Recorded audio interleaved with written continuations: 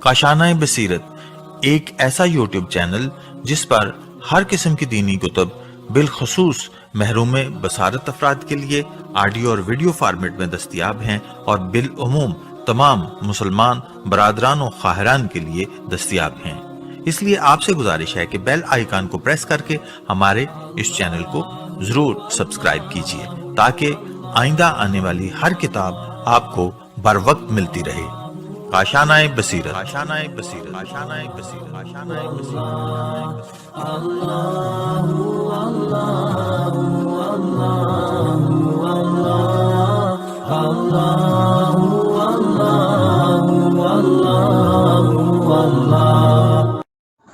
اعوذ باللہ من الشیطان الرجیم، بسم اللہ الرحمن الرحیم۔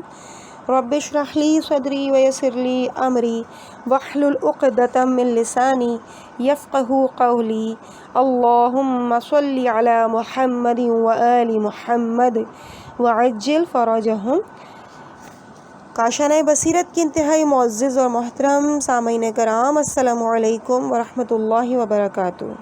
معزز بہنوں اور بھائیوں، امید ہے کہ آپ سب خیریت سے ہوں گے۔ الحمدللہ میں بھی خیریت سے ہوں۔ میں آپ کی ریڈر زہرا علی آپ سے مخاطب ہوں اور ایک انتہائی خوبصورت کتاب پھر اس نے خدا کو پا لیا کی ریڈنگ آپ کے سامنے پیش کی جا رہی ہے، اور اس کتاب کا یہ پارٹ نمبر 9 ہے ریڈنگ کا۔ اور یہ وہ کتاب ہے کہ جو مرحوم شیخ رجب علی خیاط کی زندگی کا یاد نامہ ہے، اور اس کے مؤلف محمدی ری شہری ہیں۔ الحمدللہ پروردگار عالم کی توفیقات کی وجہ سے ہم نے اس کتاب کے 2 حصوں کو مکمل کر لیا۔ پہلا حصہ کہ جس کی ہیڈنگ تھی، جس کا ٹاپک تھا اوصاف، اور دوسرا حصہ کہ جس کا ٹاپک تھا یک بارگی ترقی، وہ ہم نے 8 پارٹس میں مکمل کر لیا، اور اب الحمدللہ اس 9ویں پارٹ سے ہم تیسرے حصے کو شروع کرنے جا رہے ہیں، اور اس کی ہیڈنگ ہے خود سازی، اور اس میں بھی پہلے 2 پارٹس کی طرح بہت ساری فصلیں ہوں گی، اور اس کا صفحہ ہے پیج نمبر 105 ہے، اور تیسرا حصہ اب ہم شروع کر رہے ہیں۔ بسم اللہ الرحمن الرحیم۔ یہ تیسرے حصے کی پہلی فصل ہے اور اس کی ہیڈنگ ہے خود سازی کا طریقہ، پیج نمبر 105۔ شیخ کے ایک شاگرد نقل کرتے ہیں کہ ایک دن میں اور شیخ تجریش چوک میں مرحوم آیت اللہ محمد علی شاہ آبادی کے ہمراہ جا رہے تھے۔ شیخ آیت اللہ شاہ آبادی سے بہت زیادہ عقیدت رکھتے تھے۔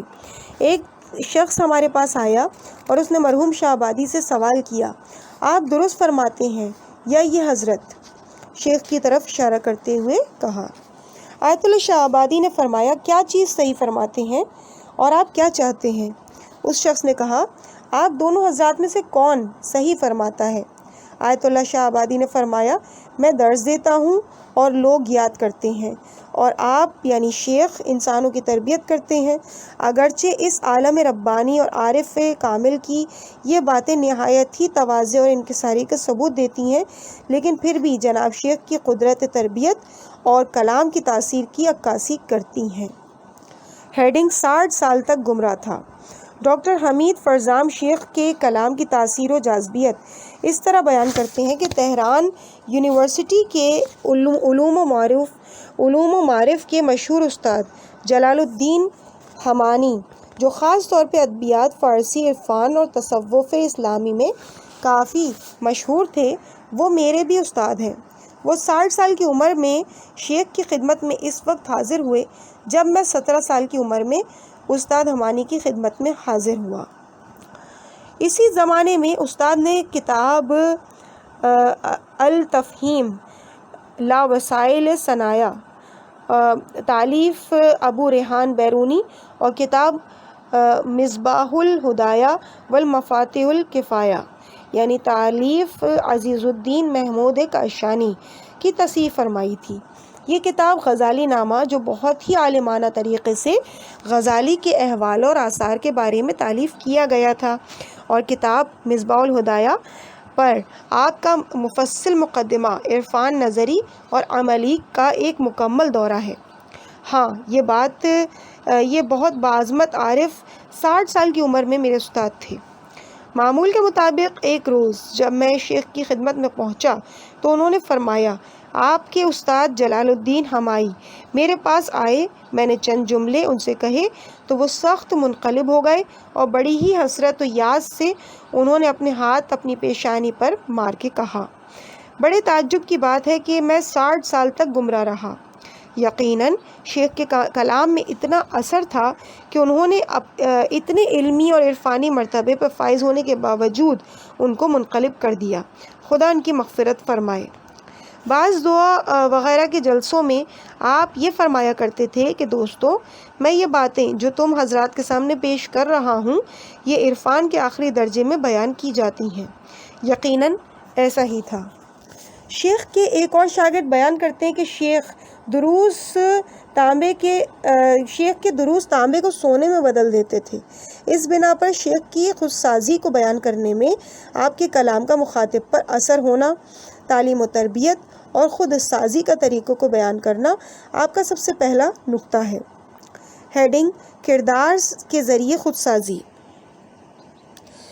اسلامی روایات کے مطابق مربیان اخلاق کی تعلیم و تربیت کے مؤثر ہونے میں یہ شرط ہے کہ وہ مربی اپنی دکھائی ہوئی راہوں پر خود عمل پیرا رہے۔ اس بارے میں حضرت علی علیہ السلام فرماتے ہیں، جو خود کو لوگوں کا پیشوا اور امام معین کرے تو وہ دوسروں کو تعلیم دینے سے پہلے خود کو تعلیم دے، اور دوسروں کو اپنی زبان کے ذریعے ادب سکھانے سے پہلے خود اپنی تربیت کرے۔ اس کا ریفرنس ہے میزان الحکمہ۔ شیخ کی روح اور ان کی خودسازی کی قدرت کے مؤثر ہونے کا اصل راز یہ ہے کہ آپ امیر المومنین علیہ السلام کی وصیت پہ عمل کرتے ہوئے لوگوں کو اپنی زبان سے دعوت دینے سے پہلے اپنے عمل سے دعوت دیتے تھے۔ شیخ اگر دوسروں کو توحید کی دعوت دیتے تھے تو خود دیگر چیزوں میں سب سے پہلے اپنے نفس کے بتوں کو پاش کر دیا کرتے تھے، اور اگر دوسروں کو تمام کاموں میں اخلاص کی دعوت دیا کرتے تھے تو خود آپ کے تمام حرکات و سکنات خدا کے لیے ہوا کرتے تھے، اور اگر آپ ایک لحظہ بھی غفلت کر جاتے تھے تو خدا کا لطف آپ کے اس طرح شامل حال ہو جاتا کہ آپ فرماتے تھے کہ میں ہر وہ سوئی جو غیر خدا کے لیے کپڑے میں لگاتا ہوں وہ میرے ہاتھ میں چبھ جاتی ہے، اور اگر دوسروں کو خدا کی دعوت دیتے تو خود پروانے کی طرح عشق خدا کی آگ میں جل جاتے تھے، یعنی بہت زیادہ خدا سے عشق رکھتے تھے، اور اگر دوسروں کو احسان ایثار اور لوگوں کی مدد کرنے کی دعوت دیتے تو وہ خود اس معاملے میں پیش قدمی کرتے تھے، اور اگر دنیا کو بوڑھی عورت کہا کرتے تھے اور دوسروں کو دنیا سے محبت کرنے سے ڈراتے تھے تو ان کی زاہدانہ زندگی دنیا سے بے رغبتی کی شاہد تھی۔ مختصر یہ کہ اگر دوسروں کو خواہشات نفس سے مقابلہ کرنے کی دعوت دیتے تو سب سے پہلے خود اس کا مقابلہ کرتے تھے، اور جناب یوسف علیہ السلام کی طرح مشکلوں کو حل کر لیا کرتے تھے۔ ہیڈنگ: تربیت کا طریقہ۔ شیخ کی خود سازی اور شاگردوں کی تربیت کرنے کے طریقے کو 2 حصوں میں تقسیم کیا جا سکتا ہے: عمومی جلسوں میں تربیت کرنے کا طریقہ اور خصوصی جلسوں یا ملاقات میں تربیت کرنے کا طریقہ۔ نمبر 1، عام جلسے۔ معمول کے مطابق ہفتے میں 1 مرتبہ عید اور معصومین علیہ السلام کی ولادت اور شہادت کے موقع پر شیخ کے مکان پر عام جلسے ہوتے تھے۔ محرم و سفر اور ماہ مبارک رمضان میں ہر شب وعظ و نصیحت کا جلسہ ہوتا تھا، اور کبھی یہ جلسے باری باری دوستوں کے مکانات پر برپا کیے جاتے تھے، جن کے سلسلے تقریباً 2 سال تک جاری رہے، اور معمول کے مطابق ہر شب جمعہ شیخ کی امامت میں نماز مغرب اور عشاء قائم ہونے کے بعد ہفتگی جلسہ ہوا کرتا تھا۔ آپ نماز کے بعد جلسے کی ابتدا میں مرحوم فیض کے استغفار پر مشتمل چند اشعار بڑی ہی جوش کے ساتھ پڑھا کرتے تھے، یعنی جس کا مفہوم ہے کہ دوست کے علاوہ ہر شخص کی ملاقات کے بارے میں استغفار کرتا ہوں، عارضی وجود کے بارے میں استغفار کرتا ہوں، دوست کے دیدار کے بغیر گزرے ہوئے لمحوں کے بارے میں بے شمار استغفار کرتا ہوں، جو زبان دوست کے ذکر سے تر نہ ہو اس کے شر سے استغفار کرتا ہوں، عمر گزر گئی اور میں ایک گھڑی غفلت سے بیدار نہ ہو سکا اس لیے استغفار کرتا ہوں، جوانی گزر گئی اور بڑھاپا بھی ختم ہونے کو آ گیا، میں نے کچھ بھی نہیں کیا، اس لیے میں استغفار کرتا ہوں۔ شیخ کے ایک شاگرد کہتے ہیں کہ آپ ان اشعار کو اس انداز سے پڑھتے تھے کہ ہم گریہ کرنے لگتے تھے۔ اور اس کے بعد امام زین العابدین علیہ الصلاۃ والسلام اللہم صلی علی محمد و آل محمد وعجل فرجہم سے منسوب 15 مناجاتوں میں سے ایک مناجات کو اس طرح پڑھتے تھے جس کی میں توصیف کرنے سے قاصر ہوں۔ ایک اور شاگرد کہتے ہیں کہ میں شیخ کی مجلسوں میں کوئی ایسا شخص میں نے نہ دیکھا کہ جو خود آپ کی طرح گریہ کرتا ہو، یقیناً آپ جگر سوز گریہ کرتے تھے۔ آپ دعا کے ختم ہونے اور چائے کے تقسیم ہو جانے کے بعد وعظ و نصیحت کرنا شروع کرتے تھے۔ آپ بہت خوش بیان تھے۔ آپ اپنی مجلسوں میں قرآن و حدیث کی روشنی میں اس کے مطالب بیان کیا کرتے تھے جس کے بعد آپ نے خود تحقیق کر لی ہو۔ جلسوں میں آپ کا تکیہ کلام دوستوں تھا اور آپ کے موضوعات توحید، اخلاص، خدا سے محبت، حضور دائم، خدمت خلق، توسل با اہل بیت علیہم السلام، انتظار ظہور، محبت، دنیا سے پرہیز، خود خواہی اور ہوائے نفس ہوا کرتے تھے، جن کی تفصیل آئندہ فصلوں میں بیان کی جائے گی۔ ڈاکٹر سباتی شیخ اور آپ کے جلسوں سے متعارف ہونے کے بارے میں تحریر کرتے ہیں کہ میں جب 8ویں درجے میں تھا، ڈاکٹر عبدالعلی گویا جنہوں نے فرانس میں ڈاکٹری کی تعلیم حاصل کی تھی کے ذریعے شیخ سے آشنا ہوا اور تقریباً 10 سال آپ کے جلسوں میں شرکت کی۔ آپ کا جلسہ مختصر ہوتا تھا جس میں آپ کے مخصوص اور محدود افراد شریک ہوا کرتے تھے۔ عام جلسہ نہیں ہوتا تھا۔ جب بھی جلسے میں بہت زیادہ افراد آتے تھے اور ان میں نامانوس افراد ہوا کرتے تھے تو آپ فوراً وقتی طور پہ جلسہ تمام کر دیا کرتے تھے، یعنی زیادہ مرید نہیں چاہتے تھے۔ آپ کے جلسوں میں صرف چند کلمے وعظ و نصیحت اور ایک دعا پڑھنے کے علاوہ اور کچھ نہیں ہوتا تھا۔ آپ تقریباً تکراری مطالب بیان فرمایا کرتے تھے، لیکن جلسے پھر بھی ایک ایسی روحانیت کے حامل ہوتے تھے کہ انسان ان تکراری مطالب کو سننے کے باوجود بھی اوپتا نہیں تھا۔ قرآن کی مثل جس طرح انسان جتنی بھی قرآن کی تلاوت کرتا ہے وہ اس کے لیے تازہ اور دل نشین ہوتی جاتی ہے، اس طرح آپ کے مطالب بھی نئے اور دل نشین ہوا کرتے تھے، اور جلسے میں اس قدر روحانیت ہوا کرتی تھی کہ حاضرین میں سے کوئی بھی مادی اور دنیاوی مسائل کے بارے میں بات نہیں کرتا تھا، اور اگر کبھی کوئی مادی مسائل کے بارے میں بات کرتا تھا تو اس کے اطراف میں بیٹھنے والے اس کی باتوں سے نفرت کرتے تھے۔ آپ کے وعظ و نصیحت خدا سے قریب، خدا سے محبت اور سیر اللہ کے بارے میں ہوا کرتے تھے۔ آپ قرب خدا کو 2 جملوں میں اس طرح سے خلاصہ کر کے بیان فرماتے تھے: ابھی سے ہی اپنا استاد بدل دینا چاہیے، یعنی تم نے اب تک جو کچھ کیا ہے وہ اپنے لیے کیا ہے، اس کے بعد جو کچھ کرنا ہے وہ خدا کے لیے کرنا ہے، اور خدا سے زیادہ قریب ہونے کا راستہ یہ ہے کہ پائے برسر خود نہ بار راد در آغوش آر، یعنی انسان کی ساری انانیت کا سرچشمہ اس کی خود پرستی، جبکہ خدا پرست جب تک خدا پرست نہیں ہوگے کسی مقصد تک نہیں پہنچ سکو گے۔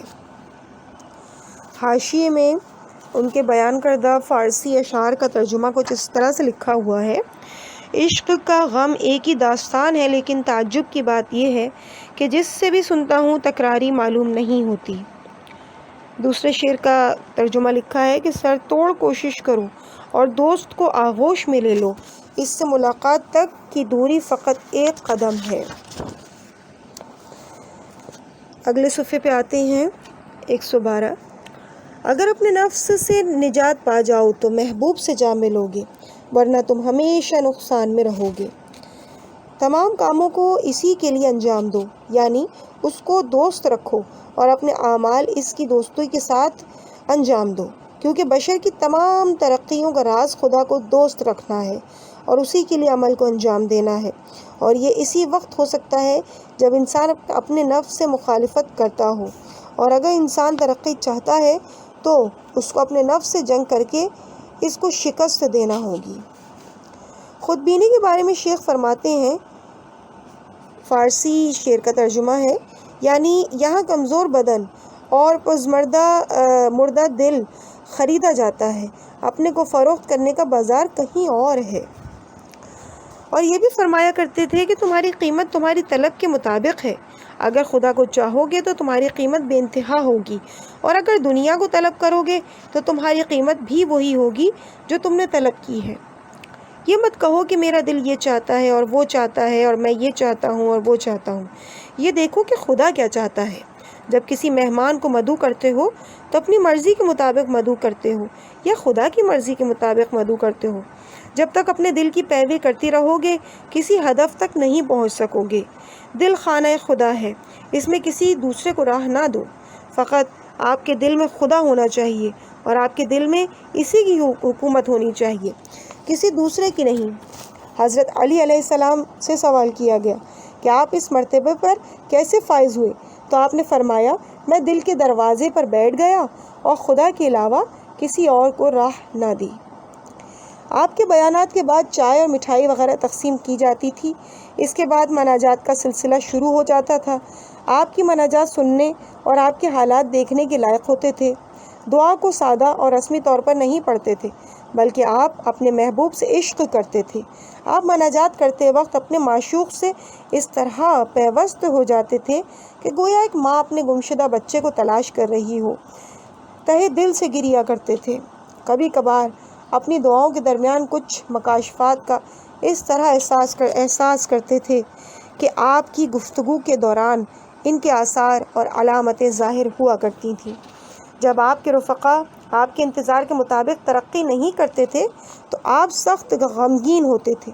آپ چاہتے تھے کہ آپ کے رفقا جلد صاحب بصیرت ہو جائیں تاکہ ملائکہ اور ائمہ علیہم السلام کا دیدار کر سکیں۔ اگر کوئی امام کی زیارت سے مشرف ہوتا تھا تو آپ اس سے سوال کرتے تھے کہ کیا آپ نے ان کے وجود مبارک کا دیدار فرمایا؟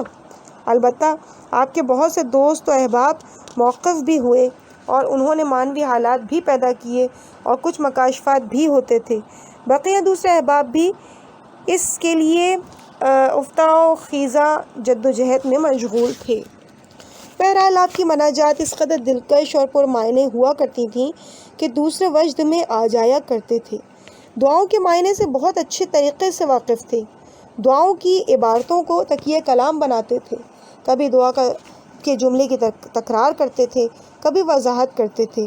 دعائے یستشیر اور 15 مناجات بہت زیادہ پڑھتے تھے، اور آپ دعائے یستشیر پر خدا سے عشق حقیقی کرنے کا عقیدہ رکھتے تھے۔ محرم کے زمانے میں بہت کم جلسے برپا کرتے تھے۔ اس کے عوض کتاب تقدیس سے اہل بیت علیہ السلام کے مصائب کے چند صفحے پڑھتے تھے، گریا کرتے تھے اور اس کے بعد مناجات میں مشغول ہو جایا کرتے تھے۔ ہیڈنگ: اطاعت خدا کی تاکید اور خواہشات نفس کی مخالفت۔ شیخ کا عقیدہ تھا کہ انسان خلافت الہی اور اس کی نمائندگی کے لیے خلق کیا گیا ہے۔ یہاں پہ حاشیے میں تحریر ہے کہ منقول ہے کہ شیخ فرماتے تھے، میں نے علماء اور اہل معنی کے ایک گروہ سے سوال کیا کہ خدا نے انسان کی کس لیے خلقت فرمائی، تو میں ان کا کوئی قانع کرنے والا جواب نہ پا سکا۔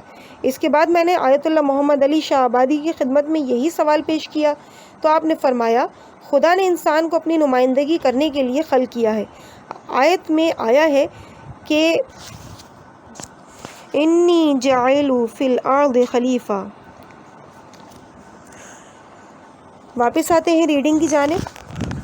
اور جب بھی وہ اس مقصد تک پہنچ جائے گا اسی وقت خدائی کے امور کو انجام دے گا، اور اس مقصد تک پہنچنے کے لیے انسان کو خدا کی اطاعت اور اپنی خواہشات نفس کی مخالفت کرنا ہوگی۔ اس بارے میں فرمایا کرتے تھے کہ حدیث قدسی میں ہے کہ اے فرزند آدم، میں نے تمام اشیاء کو تیرے لیے خلق کیا اور تجھ کو اپنے لیے خلق کیا ہے۔ اس کا ریفرنس حاشیے میں ہے شرح اسماء الحسنی۔